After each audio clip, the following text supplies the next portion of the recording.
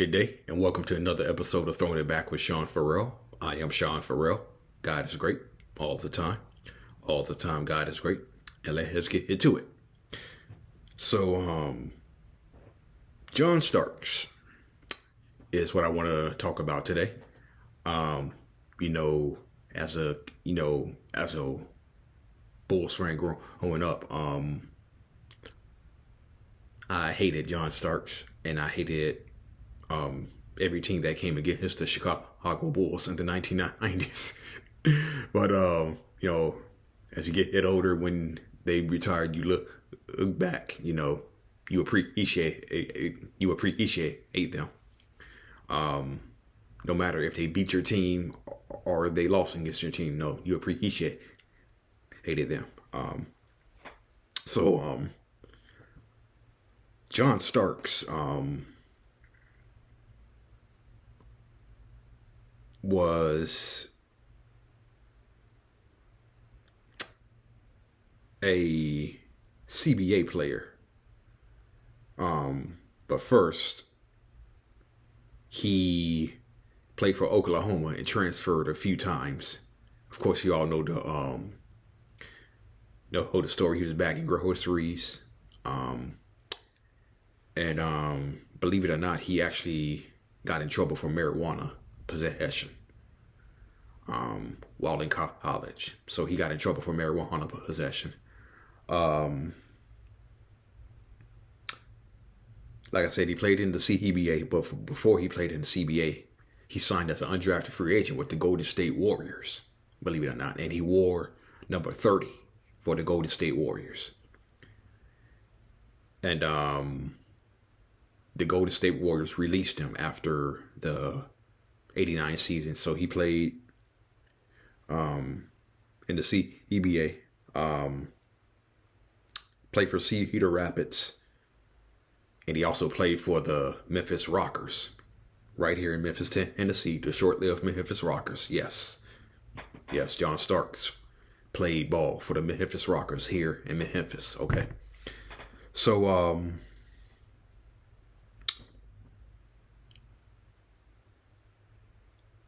most people don't know this, but while John Starks was playing for Cedar Rapids, the Detroit Pistons were going to nearly offered him a 10-day contract near the end of the 1990 season. I kid you not. The Detroit Pistons were going to offer him a 10-day contract towards the end of the 1990 season because I believe Joe Dumars had hurt his wrist. Joe Dumars had either hurt his wrist or hurt his finger because he was in a cast for a little minute. Joe Dumars was during the 90 season. So the Pistons were going to offer him a 10-day contract.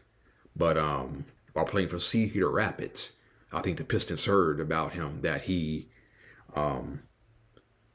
pushed a ref and he was suspended 5 games. John Starks was. So the Detroit Pistons did not offer him a 10-day contract. Okay. So then he plays for Cedar Rapids, plays for the Memphis Rockers, and the New York Knicks invited him to training camp, 1990. And so John Starks was pretty sure that he wasn't going to make the team. Okay. So John Starks was convinced. He says himself, he was convinced that he wasn't going to make the team. And so if he wasn't going to make the team, he was going to do something spectacular going out. Okay. So it's practice. Okay. And John Starks goes to the hole. He goes to the hole and he's trying to dunk on Patrick Ewing.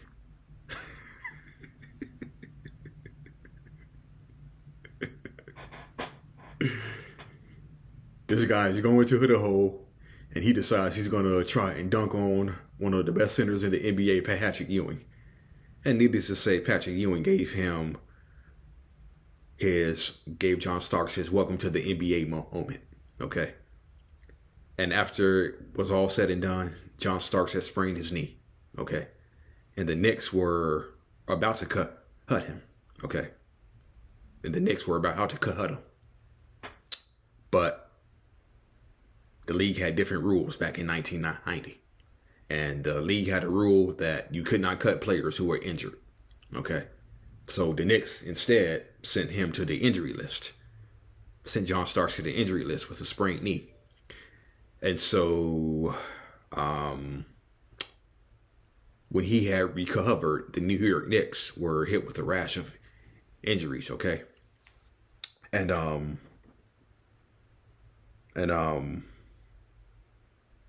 John Starks' first game was December 7th, 1990, ironically against the Chicago Bulls, because Trent Tucker was injured. Okay, and John Starks started in place of Trent Tucker. Okay, and so they had injuries. Knicks were shorter on players, and I know he did score his season high that time of 25 points against the New Jersey Nets. And so he averaged 7.5 points that season, 3.3 assists a game. His first season with the Knicks. And so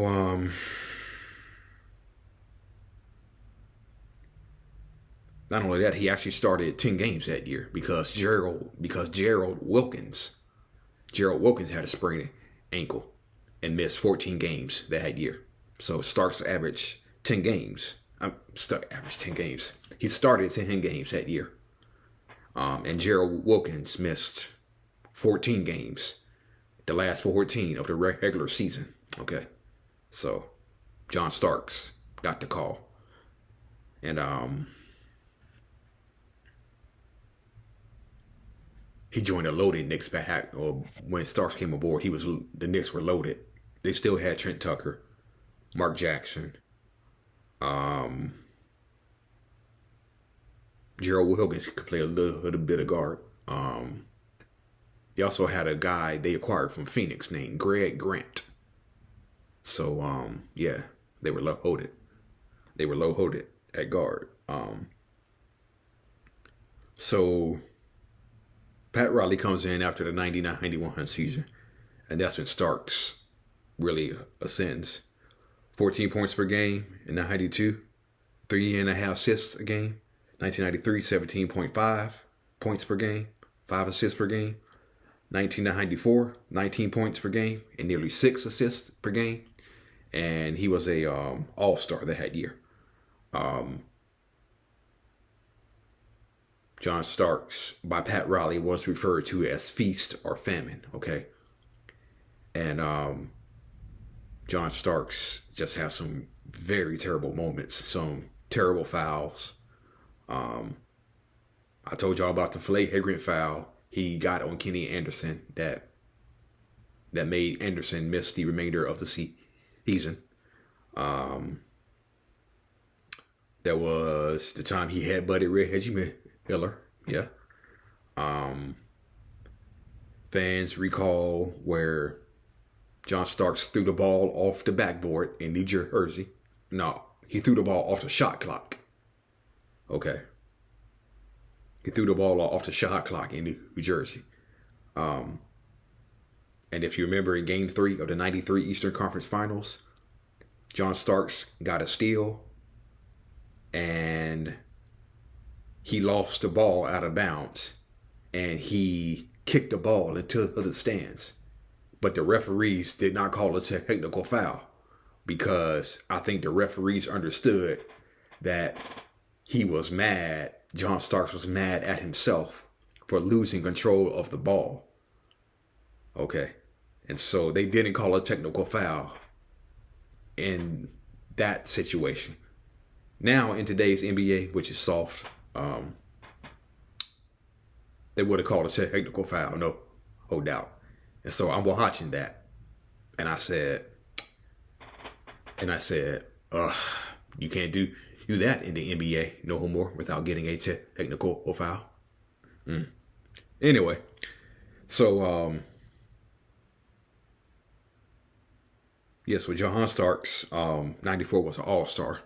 And the East squad in 94 was half the players on the 94 Eastern Conference All-Star squad were Bulls and Knicks.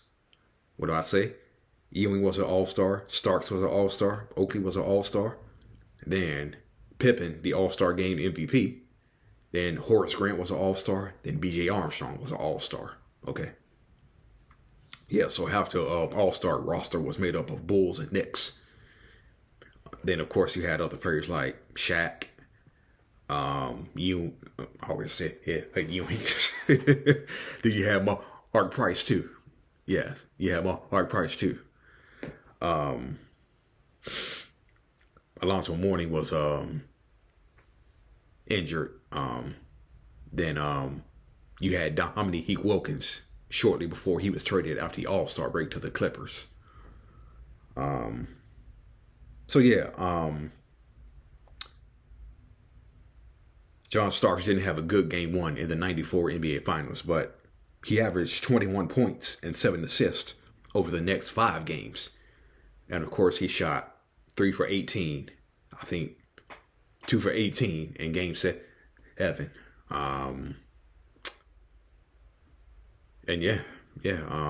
shot 2 for 18. And Scott Brooks, who played for the Rockets, future Thunder coach Scott Brooks, who was playing for the Rockets back then, said John Starks was the Rockets' best player in Game 7. Because John Starks kept missing. And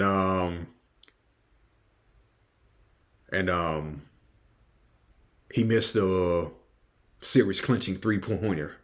He came off a pick. Starks came off a pick in Game 6. And Hakeem Olajuwon recovered just in time to deflect the shot. And if Olajuwon didn't deflect that shot, the New York Knicks would have been world champions. New York Knicks would have been world champions 1994. Yeah, because John Starks was just on fire that game. In the fourth quarter, John Starks was on fire that game. And he couldn't miss. And if he hit that 3-pointer that Olajuwon didn't block, could have been New York Knicks world champions 1994. But that's life in the NBA. That's life in pro sports. Okay.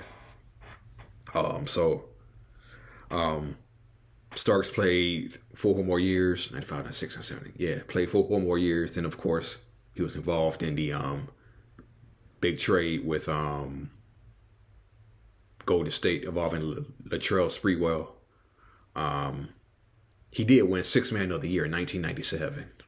Yeah, he did win 6th Man of the Year in 1997. Yeah, he did win 6th Man of the Year in 1997.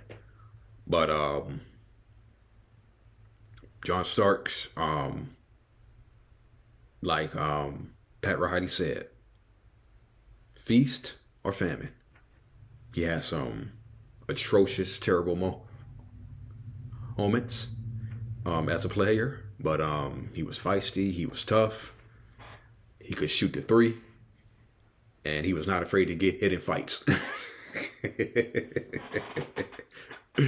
All right, that's it. That's all for the Sean for throwing it back with Sean Farrell.